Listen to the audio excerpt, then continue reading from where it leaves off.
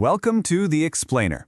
Today we're jumping into one of the most famous, most profound, and, let's be real, one of the most confusing phrases in all of Eastern philosophy.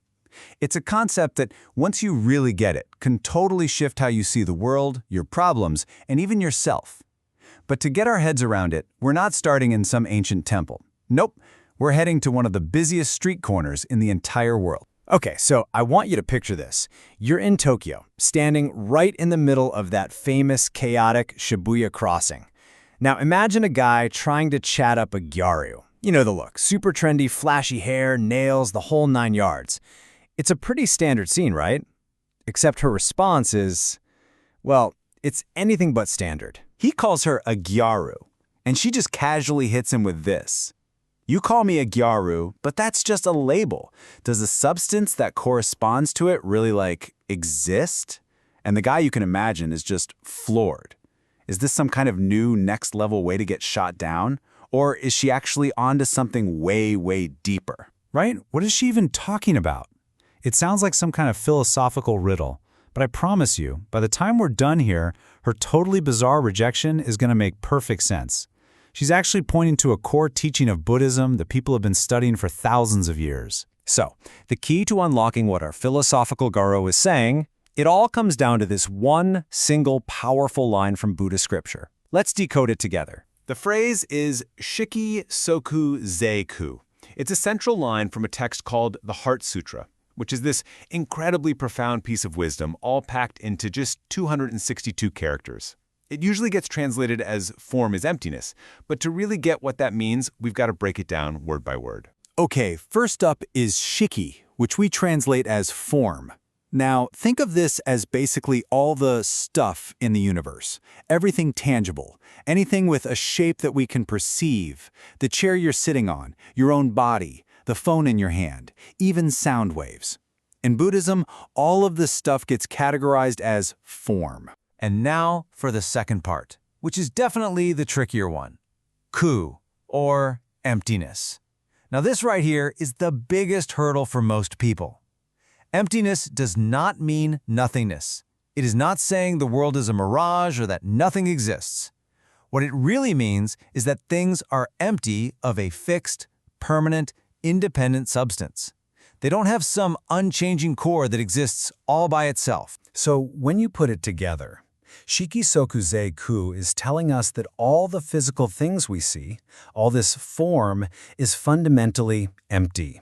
Empty of any kind of fixed, unchanging essence.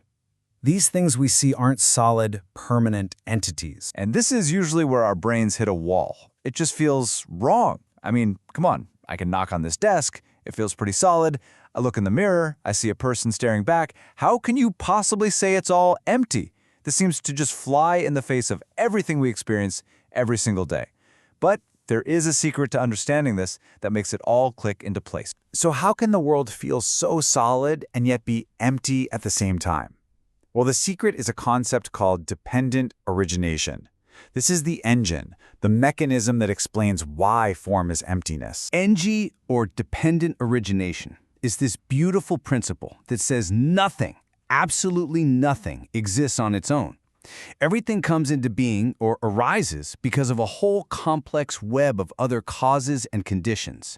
A good way to think about it is this: nothing is a standalone thing. Everything is more like a happening. Let's make this super concrete with a car. What is a car? Is there some magical, permanent carness floating around? No, of course not. A car is just a temporary result. The causes are all the individual parts, the engine, the steel, the tires. The conditions are things like the factory, the designers, the workers on the assembly line. It's only when all those causes and conditions come together in a specific way that we get this thing we call a car. The second you start taking it apart, where does the car go? It vanishes. It was never a solid thing to begin with, just a temporary arrangement of other things. And that brings us right back to our philosopher in Shibuya. Just like the car, she was pointing out that the gyaru has no fixed substance.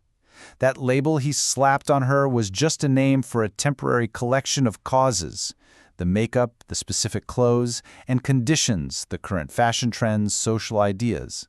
She was basically telling him, hey, you're getting attached to an illusion, a temporary arrangement, not a real solid thing. Okay, so this is a really cool philosophical idea. But what does it actually do for us, in our everyday lives? How can some ancient idea about reality help when you're stuck in traffic or dealing with a stressful boss? Well, this is where it gets really interesting, because the practical application is a total game changer. You see, the full teaching has this amazing duality to it. Form as emptiness is incredibly empowering. It tells you that since nothing has a fixed, unchangeable nature, your perspective has real power to shape your reality. This gives you incredible freedom. But then there's the other side of the coin. Emptiness is form. This reminds us that because things arise from real causes and conditions, we also have to accept the reality that's in front of us. This gives us wisdom.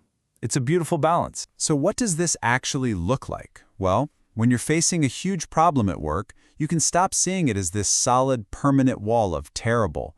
Instead, you see it for what it is, a temporary situation made of various parts that will eventually change and pass.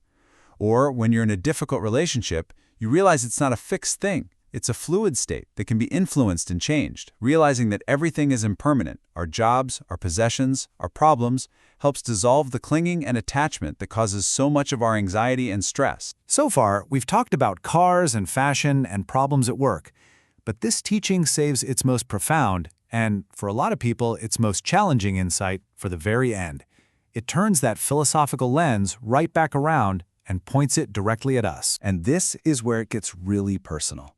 This is the part of the teaching that can feel both a little bit terrifying and, at the exact same time, unbelievably liberating. Because this principle of emptiness, this idea of dependent origination, it doesn't just apply to the things out there in the world. It applies to the one thing we are most attached to. An old text puts it perfectly. It says, just like a house is only a temporary assembly of wood and mud and grass, your body is also just a temporary assembly of bones and skin and blood. And it's not just the physical body. Your thoughts, your feelings, your personality, your memories, all of it is constantly arising and passing away, all based on an endless stream of causes and conditions. So here's the final, mind-bending point. That solid, continuous, unchanging me that we feel we are, it's also empty of a fixed, independent substance. The ego, our sense of a permanent self, is an illusion. Now that might sound scary at first, but it is the ultimate key to freedom.